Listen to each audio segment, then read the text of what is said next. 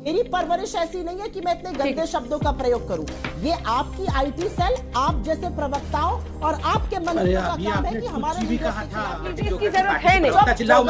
इसको दो कौड़ी के। तो हेलो गाइस, आज का हमारा वीडियो का टॉपिक होने वाला है सुप्रिया श्रीनाथ बीजेपी के दोगले नेता। दोस्तों वीडियो को एंड तक देखना, आपको काफी मजा आएगा क्योंकि इस वीडियो में सुप्रिया जी ने बीजेपी के प्रवक्ताओं को खूब बजा डाला। दोस्तों मैं आपको एक और बात बता देना चाहता हूँ, ये जो सुप्रिया जी है ये कांग्रेस की बेहतरीन प्रवक्ता है। आप वीडियो को एंड तक देखिए, आपको काफी मजा आएगा। अगर मजा आए तो हमारे इस वीडियो को एक लाइक कीजिए। मैं मिलता हूँ आपको वीडियो के एंड में। अरे मोदी जी और मोदी जी की सरकार, अमित शाह जी, ये वो लोग हैं जिनसे सर्वाधिक सवाल पूछा गया। अमित शाह जी को जेल में बंद रखा गया। मोदी जी एकमात्र ऐसे चीफ मिनिस्टर हैं जो 9-9 घंटे जिनको ग्रिल किया गया। लोअर कोर्ट से सुप्रीम कोर्ट तक उन्होंने यूपीए के समय में कानून को फेस किया है।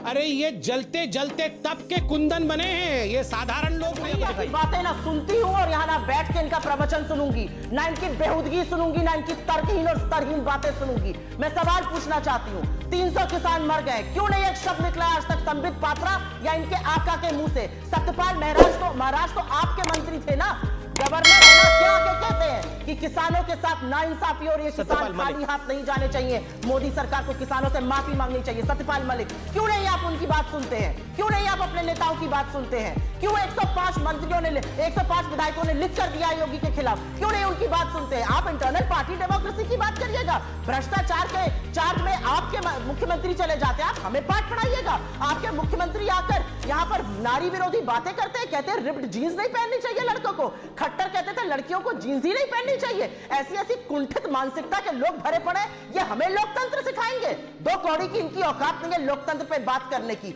आए लोकतंत्र की औकात नहीं है तुम्हारी, की औकात नहीं है मोदी जी की। 1947 में देश आजाद हुआ था, बीजेपी की 2014 में नहीं हुआ था। संबित पात्रा की दो कौड़ी की औकात नहीं है। अमीश भाई, अमीश भाई, दो कौड़ी की औकात नहीं है तुम्हारी। मोदी जी की दो कौड़ी की औकात नहीं है। आपकी कितनी औकात है? आपकी कितनी औकात है? आपकी कितनी औकात है? तुम्हारी कितनी औकात है? तुम्हारी कितनी औकात है? मोदी जी की दो कौड़ी की औकात नहीं है। इतना आप देख रहे हैं इनको, इस इसको गधे देख रही है। मैं महिला है, मैं इतना इनको कुछ बोल नहीं सकता। मैं तो आप देख रहे हो गधा लंगूर ये क्या क्या कर रही है। महिलाओं का महिलाओं का सम्मान जो आपके लोग कर रहे हैं, आप सोचिए जरा, ये महिला सबसे बदतमीज अनएजुकेटेड इलिटरेट महिला है, ठीक राहुल गांधी की तरह। जब सबसे ज्यादा इलिटरेट महिला है, महिलाओं का सम्मान करेंगे, किस तरह की बातें करते हैं? इसकी जरूरत है, जल्दी से संबित जी, वक्त खत्म है। अनपढ़ महिला आदमी को कैसे बात कर रहा है? इस अनपढ़ महिला अपनी औकात में क्यों उतर आते हो? अनपढ़ ठीक है संबित जी, 2 लाइन में जवाब दीजिए, आवाज नहीं ठीक है। मैं अनपढ़ हूं, मैं बदतमीज हूं, मैं सब कुछ बोलने नहीं देगी। तुम दो कौड़ी के नाली के कीड़े हो। अरे नाली के कीड़े, चुप हो जा, नाली के कीड़े क्या बोल रहे हो? ये सुप्रिया जी क्या है ये? सुप्रिया जी का कीड़ा, अरे क्यों करेंगे आप? और वो क्या बोल रहे हैं? 2 लाइन में चीन की आवाज नीचे कीजिए। चीन का नाम लेती नहीं है आपकी सरकार। संबित जी जवाब दीजिए। चीन का नाम लेने की हिम्मत नहीं दिखाती आपकी सरकार। प्लीज टॉपिक पे बोलिएगा प्लीज। राहुल गांधी जी ने कुछ गलत कहा है तो आइए बात हो जाती है, सदन में बात कर लीजिए, लेकिन शर्त एक ही है, जब वो अडानी पर बोलेंगे तो आप कांपते हाथों से पानी नहीं पीजिएगा, आपको अडानी पर बात करनी पड़ेगी। जब वो महंगाई पर बोलेंगे तो हम लहसुन प्याज नहीं कह के कहते आप भाग नहीं जाइएगा। जब वो बेरोजगारी पर बोलेंगे तो पकौड़े तलने को नहीं कहा जाएगा। और जब वो चीन पर बोलेंगे तो आप सारे देश के सामने बिना पलक झपकाए ये झूठ नहीं बोल सकते कि कोई घुसा हुआ नहीं है। अगर आप में हिम्मत है तो आइए हर मुद्दे पर चर्चा कर लेते हैं पार्लियामेंट में। आप में हिम्मत नहीं है, आप में सिर्फ दुष्प्रचार करना है और आपको अधिकांश चरण चुंबक जो बन चुका है मीडिया उसका सहारा है। अगर वो सहारा ना हो 2 दिन आप टिक कर खड़े नहीं रह सकते। छोटा सा मुझे लगता है क्योंकि इन्होंने कहा कि इन्होंने हमारी तारीफ करी तो थोड़ी तारीफ मैं भी कर देती हूँ। ये है वो 10 लाख का सूट जो मोदी जी पहनते हैं। वो तो लेके आए हैं। बिल्कुल बिल्कुल लानी जरूरी, प्रधानमंत्री है भाई, ऐसी वैसी बात थोड़ी है। ये है वो मेबाक का चश्मा जो मोदी जी पहनते हैं। 12 करोड़ की कार में घूमते हैं, वो छोड़ दीजिए। अमित शाह जी भी कोई कम नहीं है, 80,000 का मफलर है बर्बरी का, और गुच्ची का नाम तो सबने सुना होगा, 70,000 का मफलर पहना है, तो थोड़ी तारीफ मैं भी कर देती हूँ। लेकिन 10 सेकंड में एक बात बोल देती हूँ, मूर्खतापूर्ण बात आपके बाकी प्रवक्ता कहे तो मैं सुन लूंगी, पढ़े लिखे सुधांशु जी जब करने लगते तो थोड़ा तरस आता है कि बेचारे को डिफेंड करना पड़ता है। बड़ी इकोनॉमी छोटी इकोनॉमी, प्रभु पर कैपिटा इनकम पर डिसाइड होती है इनकम। हिंदुस्तान के लोगों की औसत आय चाहे यूके हो गया चाहे यूएस हो गया उसकी एक चौथाई भी नहीं है, तो महंगाई से क्यों लोगों का गला रेत रहे, यही लोग पूछ रहे हैं। सखी सैया तो नईखे कमात है, महंगाई डायन खाए जाते हैं, गाना भी बदल चुका है जोकर कहीं का। ये देखे बोला बदतमीज आदमी, तुम 2 कौड़ी के नाली के कीड़े हो। अरे नाली के कीड़े, चुप हो जा नाली के कीड़े, क्या बोल रहे हो ये तुम, नाली का कीड़ा। और जवाब उन लोगों को तो मैं जरूर सुनाऊंगी जो चीन का नाम नहीं ले पाते हैं। डेप्सांग से चीन पीछे हो गया, इस बात का जवाब दीजिए। सबने कहा था कि आर्मी ने बहुत बड़ी बढ़त हासिल करी है ब्लैक टॉप कब्जा करके, क्यों ब्लैक टॉप छोड़ दिया? डेप्सांग से चीन को निकाल नहीं पाए, 18 बार मिलकर गलबैया महाबलीपुरम से लेकर साबरमती तक करते रहे मोदी जी। क्या मतलब था इन सब मीटिंग्स का? सबसे ज्यादा दौड़ दौड़ कर क्यों जाते थे चीन? क्या रिश्ता है चाइना के साथ? वो केमिस्ट्री और आत्मीयता क्या थी? हमारे देश को उसका खामियाजा, हमारी भूभागीय अखंडता को उसका खामियाजा भुगतना पड़ रहा है, ये मैं पूछना चाहती हूँ। और मेरी परवरिश ऐसी नहीं है कि मैं इतने गंदे शब्दों का प्रयोग करूं। ये आपकी आईटी सेल, आप जैसे प्रवक्ताओं और आपके मंत्रियों का काम है कि हमारे लीडर्स के खिलाफ कुछ कहिए। हम एक गरिमामय पार्टी है और एक गरिमामय परवरिश है, आपकी तरह मैं बात करती नहीं हूँ। अरे अभी आपने टुच्ची भी कहा था, अभी कहा था, 10 सेकंड पहले टुच्ची कहा था। और इसलिए नहीं करती हूँ क्योंकि मैं आंकड़े पर बात करती हूँ। नहीं, मैं आंकड़ों पे बात करती हूँ। आंकड़ों पे बात कर सकिए तो करिए। मैं आपकी कहाँ दिखा पा रहे हैं? डेप्सांग से हट गया चीन, बताइए। सिर्फ जोकर बनेंगे, ये जोकरपंती करेंगे? ना ना ना।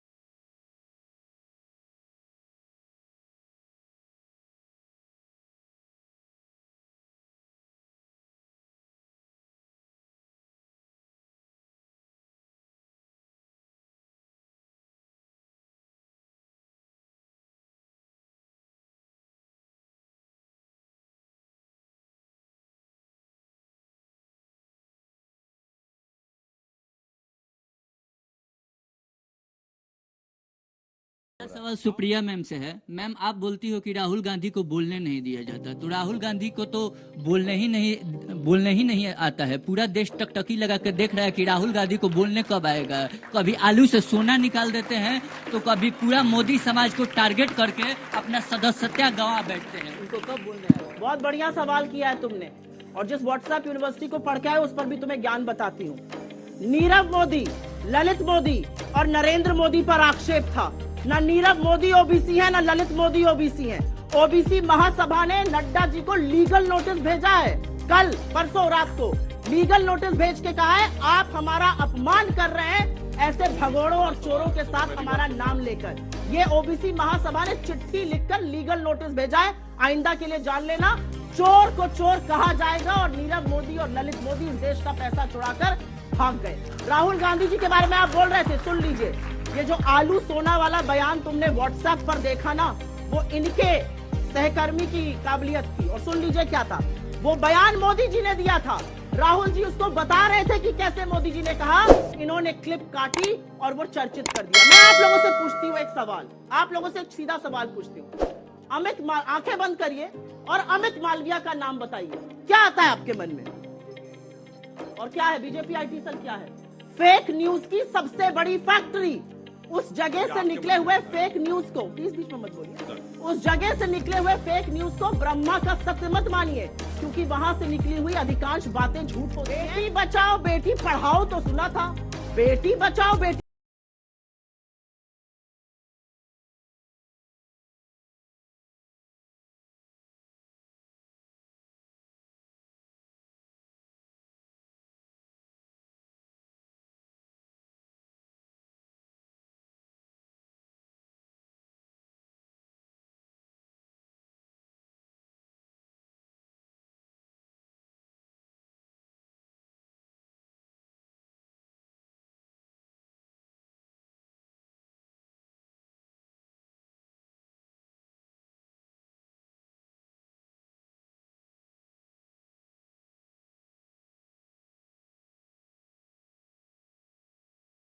यूनिवर्सिटी के स्नातक लगते हैं मुझे। मोदी जी ने एक काम किया है, दुनिया की सबसे बड़ी फेक न्यूज फैक्ट्री बनाई है और दुनिया की सबसे बड़ी व्हाट्सएप यूनिवर्सिटी भारत में स्थापित करी है और हर चरण चुंबक उसका सदस्य है। आपको मैं बताती हूँ, उन्होंने आतंकवाद पर बात बोली। निकालिए अपने अपने फोन अभी। पिछले 2 हफ्तों में राजौरी में और पुंछ में आतंकवादी हमले में हमारे 5 जवान राजौरी में और 5 पुंछ में शहीद हुए। इस देश के प्रधानमंत्री के पास एक क्रिकेटर की उंगली टूट जाने पर ट्वीट करने का वक्त है, लेकिन एक वक्तव्य इस देश के गृह मंत्री का, इस देश के प्रधानमंत्री का हमारे 10 जाबाजों की शहादत पर नहीं आता। आपको क्या लगता है, आप आतंकवाद को स्वीकारेंगे नहीं, एक्सेप्ट नहीं करेंगे कि हमारे जाबाजों की शहादत हुई है तो वो बंद हो जाएगा? उन परिवारों से पूछिए, क्या उनको सम्मान और श्रद्धांजलि इस देश के प्रधानमंत्री को नहीं देनी चाहिए? आप मौन क्यों हैं? 10 जाबाजों की शहादत हुई है पिछले 2 हफ्तों में। 20 जाबाजों की शहादत हुई चीन में, वहां पे गलबैया कर रहे हैं, झूला झूल रहे हैं चीन के साथ, साबरमती में बैठ के शहनाई सुन रहे हैं। ये बात करेंगे चीन पर? 18 बार प्रधानमंत्री चीन में गए, भगवान जाने क्या चीन से रिश्ता है, वो चीन का नाम लेने में कतराते हैं। क्यों डरते हैं हमारे प्रधानमंत्री चीन का नाम लेने में? ये सवाल मैं पूछती हूँ, ये सवाल देश पूछता है। 20 जाबाजों की शहादत हुई है। इन्होंने कुछ बातें बोली और उन बातों को बोलने से पहले मैं एक महिला हूं, आधी आबादी की बात कर लेते हैं। यहां से मुश्किल से 10 या 15 किलोमीटर दूर पर इस देश की सबसे डेकोरेटेड, सबसे सम्मानित वो लड़कियां जिन्होंने बड़ों बड़ों को पटखनी देके हम सबके सीने गर्व से चौड़े किए, 1 महीने से बैठी हैं और यौन शोषण का आरोप आपके सांसद पर लगा रही हैं। आपके मुंह से एक शब्द नहीं फूटता है, एक शब्द नहीं निकलता है मोदी जी के मुंह से, एक शब्द नहीं निकलता अमित शाह के मुंह से।